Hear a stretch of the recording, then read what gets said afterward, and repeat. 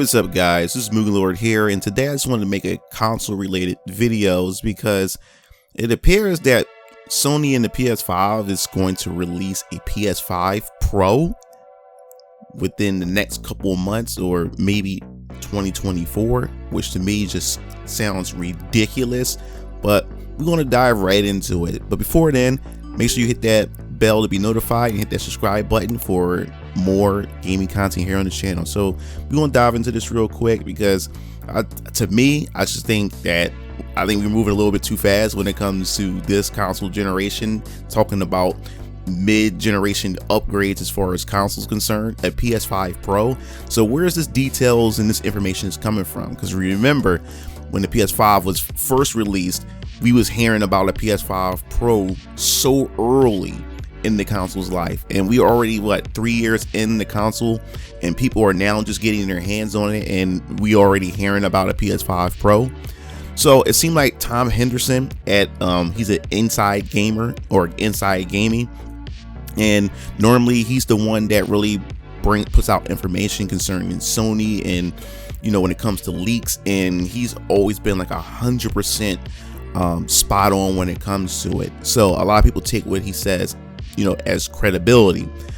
So it appears that in Forbes, because Forbes is covering it, Forbes don't really cover major, like if the rumor is not really solid enough, they don't really cover a lot of rumors or leaks or anything like that. So if Forbes is covering it as well, there has to be some form of legitimacy or credibility behind it. So we're going to dive into it because the report says that Tom Henderson at Inside Gaming says that Sony is indeed again doing a mid-generation PlayStation upgrade, the PS5 Pro, which is currently in development. Now, the report says that first, Sony will release a PS5 with a detachable disc drive later this year to cut down on the current PS5 cost. So there has been a rumor as well that there's going to be another model for the PS5. The current one that we have is supposed to be much slimmer, and it's supposed to have a detachable disc drive, because what's going on is the cost of parts costs so much when it comes to putting together the PS5. So they want to reduce that by having a detachable disc drive for people to be able to pretty much buy the PS5 without the disc drive, and if you want the disc drive for your PS5, you can buy it at an additional cost. So that should cut the console cost down by at least probably like $50 to almost $100. So opposed to paying the current price for the PS5, you'll get a much cheaper price, and this is supposed to replace the current PS5 model. So if a lot of you guys have the PS5 right now, that will be the only model that will ever exist. This will no longer exist anymore. It will be replaced by the new detachable PS5 disc drive. And the PS5 is actually a separate unit that may instead be out by late 2024. And wow, just to think about 2024, and we just started really 2023, and we already talked about 2024. Now I understand when you look at how they release these consoles. Normally with the PS4, it released in November 13th of 2013, and then 3 years later there was a Pro. Now we starting to see this pattern too. It released in 2020, and now it's 2023, and instead of releasing the Pro right now, we're going to get it next year, but we are getting a new revision of the PS5 this year, which is the detachable hard drive. Now, further information suggests that Sony has no plans for a PS6 before 2028. And here we are. We are also talking about a PS6 as well. Now, 2028 sounds about reasonable because most console generations, well, in the past, console generations used to last at least 4 years. But ever since, the housing market crash, and we had the bubble that went on in the market, and everything just changed. We was in the PS3 for quite some time, and then we went to the PS4, and we were stuck in there for quite some time. So the console generations has been lasting much longer, but 2028 sounds about right. When it comes to the PS6, I don't see any lie there with that. So I wouldn't be surprised if we start hearing about at least some marketing or promotions or some hype surrounding that 6 is going to be announced pretty soon. So if anything, a holiday 2024 release date would be a year later than the Pro upgrade of the PS4 generation.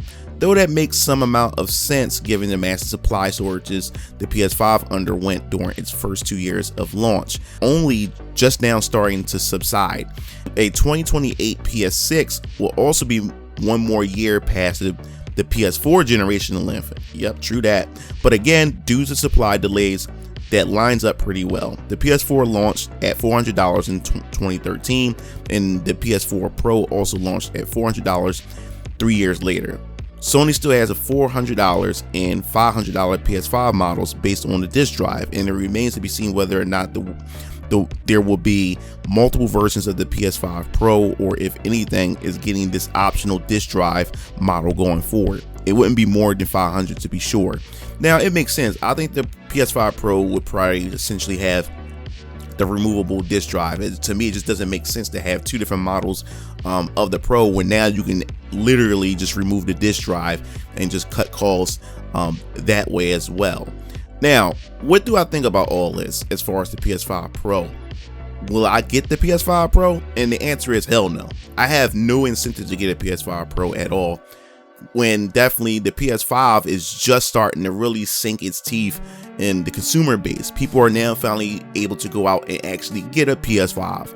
And for those who are now, debating whether they should get a PS5, I suggest that you should wait until the PS5 Pro. It just doesn't make sense at this point. Now, I know people can buy a PS5 and then trade it in, probably get $100 off or something like that on a PS5 Pro, but to me, I just don't see any sense into getting a Pro. And to be honest with you, I never got a PS4 Pro. I was perfectly fine with the PS4 that I currently had. I had no incentive to grab a PS4 Pro at all. Now, my brother's Key Lancer DX Strike did, is because one, DX Strike, his PS4 it finally blew out on him, so he had to get a PS4 Pro anyway. And I think Key Lancer, he had traded his original PS4 for a Pro, but I just had no reason to, and I had no reason to for the PS5 Pro as well. And to be honest with you, Sony PS5 really don't really have any games. Now, I know you guys are saying, well, you have God of War. I'm talking about PS5. I mean, PS5 exclusive games that actually take advantage of the PS5. You can't find it on the PS4. You only can get it on the PS5, that experience. And there's really no games out there that really took advantage of it but Ratchet and Clank. And Ratchet and Clank, trust me, my brother got that. Key Lancer has it for his PS5 when the game launched. And I tell you, like, Ratchet and Clank on PS5 is damn gorgeous. That is a PS5 experience game. So there's really not enough PS5 games out there to even win a warrant to get a PS5 Pro.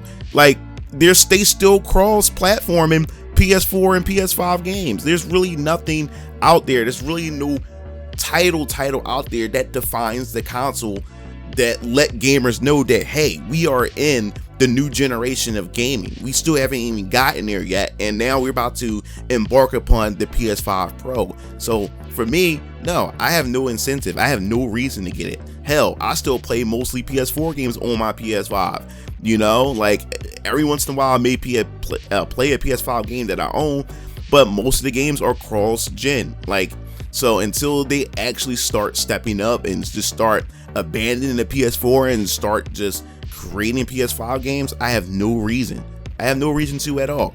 And plus, I mean, the PS5 is a powerful hardware. I'm trying to imagine, will the PS5 Pro, I guess you would say, improve upon what, ray tracing, and I guess you would say 4K 60 frames per second. I mean, I really don't care about resolution at all. As long as the game looks good, I just care about the game runs good. 60 frames is what I really care about more than anything else, rather than 4K, textures or 4K gaming and stuff like that. But that pretty much wraps up this video. I definitely want to hear your thoughts on the PS5 Pro. Do you think that it's too soon for a PS5 Pro? Do you own a PS5? And what are your thoughts on the console altogether as far as its gaming catalog is concerned? And do you think that Microsoft is going to release a mid-generation upgrade for the Xbox Series X? And what would that do for the Xbox Series S? I don't know. But anyway, what are your thoughts? Definitely want to hear your thoughts in the comment section below. And if you like the video, hit that like button, because it definitely helps me out here on YouTube's algorithm. And this is MugenLord, signing off. I'll see you Game Fiends later. Peace out.